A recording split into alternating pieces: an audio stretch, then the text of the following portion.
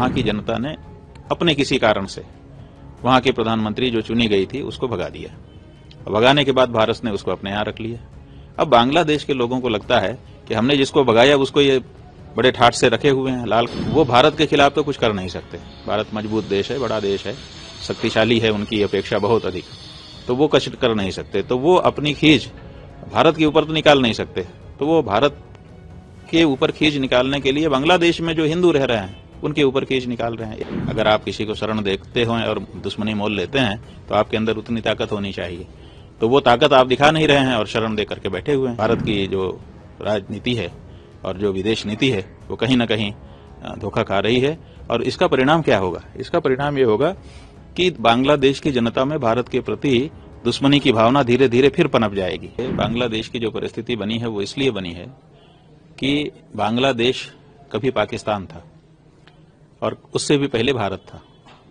भारत ही का एक भूभाग धार्मिक कारणों से पाकिस्तान बन गया। बाद में पूर्वी पाकिस्तान और पश्चिमी पाकिस्तान के बीच पटा नहीं मामला, तो उन लोगों में कुछ बाधा आई, उसका लाभ भारत की सरकार ने उठाया और उसको स्वतंत्र देश घोषित करवा दिया। वो स्वतंत्र हो गए, बांग्लादेश उनका नाम हो गया। पाकिस्तान से, पूर्वी पाकिस्तान से बांग्लादेश में परिणत हो गए। अब बांग्लादेश के रूप में भारत के प्रति वो कृतज्ञ थे कि इन्होंने हमको स्वतंत्र पहचान दिलाने में मदद की है हमारी, इसलिए भारत के साथ उनका अच्छा संबंध था।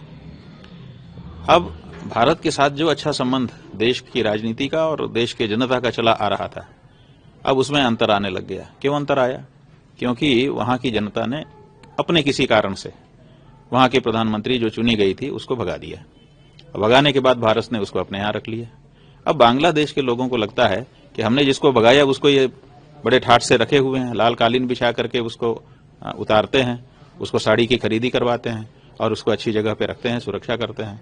तो उनको लग रहा है कि हमने जिसको भगाया उसको ये पनाह दे रहे हैं, उसको ये शरण दे रहे हैं, उसको ये सम्मान दे रहे हैं, उसका ये मदद कर रहे हैं।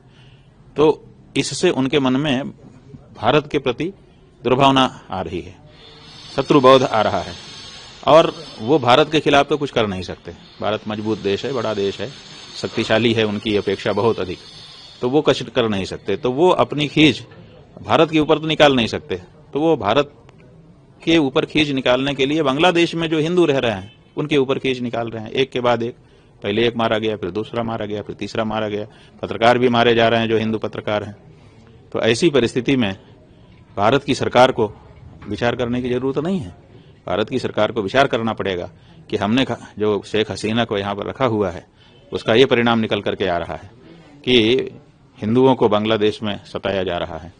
या तो हम उनको कह दें कि भाई अब जाइए कहीं और दूसरी जगह रहिए, हमने आपको इतना कर दिया जो करना था, कम से कम अब चली जाएं तो लोगों की भावना सहज हो जाए। और अगर ये नहीं कह सकता है तो उसको ऐसा पराक्रम दिखाना चाहिए कि बांग्लादेश का एक एक व्यक्ति इस संदेश से संदिष्ट रहे कि अगर हमने किसी हिंदू को छुआ तो भारत सरकार हमारे देश को ही तबाह कर देगी। ये डर पैदा करना पड़ेगा। अगर आप किसी को शरण देखते हो और दुश्मनी मोल लेते हैं तो आपके अंदर उतनी ताकत होनी चाहिए। तो वो ताकत आप दिखा नहीं रहे हैं और शरण दे करके बैठे हुए हैं। और फिर शरण मांगा कब उन्होंने? आज तक किसी चैनल ने, किसी मीडिया ने, चाहे बांग्लादेश का मीडिया हो चाहे भारत का मीडिया हो, ये नहीं कहा कि शेख हसीना ने शरण मांगी है और भारत ने उनको शरण दी है। ना उन्होंने शरण मांगा ना आपने शरण दिया, तो शरण की तो कोई बात नहीं है। वो तो सहज में जैसे कोई रिश्तेदारी में आता है ऐसे आ गई हैं और आपने रख लिया है उनको, तो वो शरणार्थी भी नहीं है। अगर हैं तो शरण दी गई है तो संसद का सत्र बैठा था, उसमें उनकी पुष्टि होनी चाहिए थी ना कि उन्होंने हमसे शरण मांगा, हमने शरण दिया हुआ है, तो संसद उसकी पुष्टि करती। पुष्टि भी तो नहीं हुई है। तो इसलिए यहाँ पर भारत की जो राजनीति है और जो विदेश नीति है वो कहीं न कहीं धोखा खा रही है। और इसका परिणाम क्या होगा? इसका परिणाम ये होगा कि बांग्लादेश की जनता में भारत के प्रति दुश्मनी की भावना धीरे धीरे फिर पनप जाएगी। और धीरे धीरे नहीं पनपेगी, बड़ी तेजी से पनप जाएगी, क्योंकि उनका खून वही है, पाकिस्तान वाला। एक दिन भारत की धरती से वो अलग हुए थे, वो तो व्यवहार के कारण ठीक हो गए थे, लेकिन वो पुनः जैसे थे वैसा होने में उनको ज्यादा देर नहीं लगेगी। तो पता चला कि जैसे आपको पश्चिमी पाकिस्तान की तरफ से रोज मोर्टार दागे जाते हैं, उरी सेक्टर हो, पुंछ सेक्टर हो, रजौरी हो, पूरे जगह जगह पे यही हालत है। वही हालत बांग्लादेश की सीमा पे हो जाएगी। अभी आज की हालत यह है कि बांग्लादेश की सीमा पे कहीं कहीं बाढ़ तक नहीं है, लोग आराम से इधर उधर आ रहे हैं। कोई इधर गाय बांध रहा है और दूध दूहने चला आ रहा है, कोई कुछ खेती कर रहा है, ऐसी परिस्थिति है। लेकिन वो जो परिस्थिति पश्चिमी पाकिस्तान के साथ आपकी है वही इधर हो जाएगी, क्योंकि बड़ी तेजी से उनका वही भाव पुनर्जागृत हो जाएगा जिस भाव में वो पहले भारत से अलग हुए थे। अगर आप ये वीडियो YouTube पर देख रहे हैं तो हमारे चैनल को सब्सक्राइब कर बेल आइकन दबाएं और Facebook पर देख रहे हैं तो हमारे पेज को लाइक करें।